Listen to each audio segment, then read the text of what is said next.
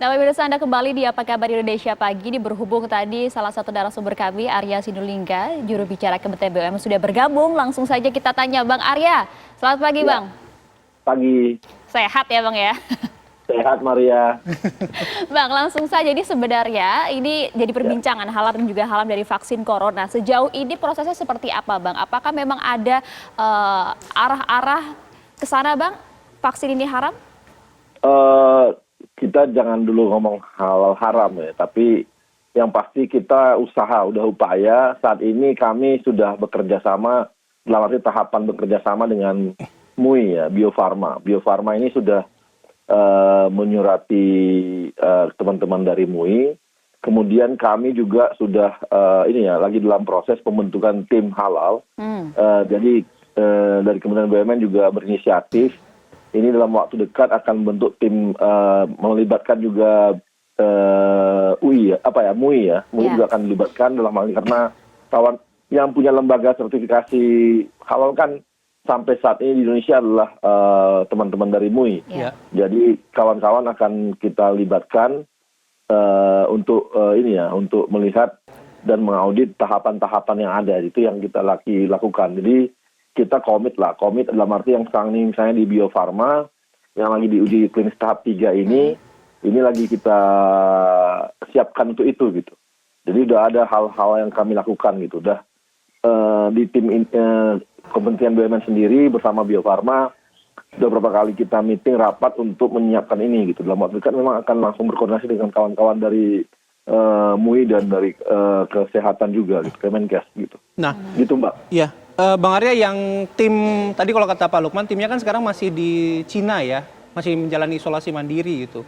Nah, ini pada produk yang mana, yang Sinovac atau mungkin ada lagi calon-calon vaksin COVID ini? Vaksin-vaksin yang memang kita kerjasama dengan Bio Farma gitu ya untuk pembuatannya nanti itu akan memang kita mengajak kawan-kawan tetap akan proses untuk teman-teman MUI untuk semuanya, artinya semuanya pasti ya? Iya, yang di kita ya pasti gitu. Seperti yang Sinopharm yang dari Uni Emirat Arab, kita juga kalau kerjasama dengan kita juga akan lakukan itu gitu. Dan kita tahu juga teman-teman dari Uni Emirat Arab juga pasti sangat ketat juga untuk hal ini gitu. Berarti tidak hanya satu vaksin saja begitu ya, Bang Arya? Iya. Gitu. Tapi kan kita saat ini sampai hari ini mainnya kita kan yang Sinovac ya. Mainnya kita karena dia kan sudah mulai masuk untuk tahun ini sampai 30 juta kan. Jadi mau nggak mau kan ini yang pertama kali yang kita kejar. Sementara kan yang lainnya kan bertahap nanti tahun 2021 gitu. Nah, karena tapi yang pertama ini yang kita kejar benar gitu. Ya. Karena itu yang menjadi pertanyaan banyak pihak begitu Bang Arya. Apakah tidak bisa kemudian dicari sebuah vaksin yang bahan dan segala halnya itu mengarah kepada hal-hal yang halal begitu, tidak mengandung bahan-bahan yang non halal dan juga tentunya aman digunakan bagi masyarakat Indonesia. Nah, itu yang sedang dilakukan kan gitu. Jadi Mbak Maria ini kan dilakukan dari artinya setelah nanti kan proses uji klinis nih yang di Bandung udah berapa ratus orang ya. Dan alhamdulillah sudah bagus gitu ya. Hasilnya tidak ada yang reaksi yang berlebihan atau sesuatu yang membuat relawannya sakit atau apapun lah gitu ya. Tapi kan proses ini yang kita lagi bersama-sama teman-teman MUI untuk melakukan itu gitu. Proses halal itu. Jadi kita akan tetap komit lah untuk itu gitu. Oke. Saya mau ke Pak Lukman ya. Pak Lukman, tadi kan sudah disampaikan juga ada beberapa pertimbangan ya bila ada bahan non halal, tapi dengan mempertimbangkan beberapa kondisi tertentu itu bisa dilakukan. Nah, kondisi sekarang kalau menurut MUI itu gimana? Inline nggak dengan pertimbangan-pertimbangan yang disampaikan Pak Lukman tadi? Ya itu makanya, tapi kalau di dalam, ya justru saya balik bertanya, menurut Anda teman-teman media situasi kita sekarang seperti apa nih? Sudah darurat apa belum gitu aja. Tapi kan ini opini, tapi untuk menetapkan fatwa memang kita harus mengundang rekomendasi dari para medis, ya kan? Yang kompeten dan terpercaya, bahwa tidak ada obat halal itu yang pertama, termasuk juga memberikan rekomendasi tentang situasi kedaruratan ini. Ini saya kira yang di internal di MUI juga sedang mempersiapkan informasi-informasi ini. Jadi artinya begini, kita pertama ya kita mendukung vaksinasi karena itu adalah salah satu juga perintah di dalam ajaran untuk kita ajaran Islam dalam ini untuk juga kita mencari cara untuk menyelamatkan diri. Jadi intinya adalah hifdzun nafs, menjaga jiwa. Ini kan kita sudah tahu banyak korban. Apa yang harus kita lakukan itu adalah satu upaya. Nah ini kita tetap tentu kita mendukung. Nah memang secara sains yang kita sepakati bersama secara ilmiah itu adalah dalam kondisi ini salah satunya adalah vaksinasi kan begitu. Nah, makanya tentu pasti MUI akan mendukung kepada program vaksinasi itu. Hanya memang kita kan punya juga panduan-panduan atau katakanlah punya guideline-nya ya harus yang halal. Nah ketika tidak ada yang halal, nah bagaimana? Nah itu tadi yang saya katakan pintu masuknya adalah kita bisa menggunakan kondisi kedaruratan. Tapi apakah betul itu darurat? Tentu kita tidak bisa beropini sendiri-sendiri. Kita harus mengundang dalam majelis fatwa nanti bahwa ya betul situasinya darurat. Tapi tentu kita belum bisa juga melangkah ke situ. Kita harus tahu dulu zatnya halal atau tidak gitu loh. Kalau zatnya halal ya ngapain kita membahas tentang kedaruratan, nggak ada masalah. Nah, karena saya katakan tadi peluangnya masih 50-50, kami belum tahu. Tim auditor kami masih di Cina gitu kan, malah baru isolasi. Ya kita belum bisa komentar apa-apa. Kita untuk urusan halal kan kita tidak bisa menduga-duga ya. Insya Allah halal, insya Allah haram atau kayaknya sih halal itu nggak bisa. Kita harus yang halal itu harus jelas, yang haram juga harus jelas. Kita tidak bisa. Kami takut kita disebut sebagai mengada-ada hukum ya, atau tahakum namanya itu.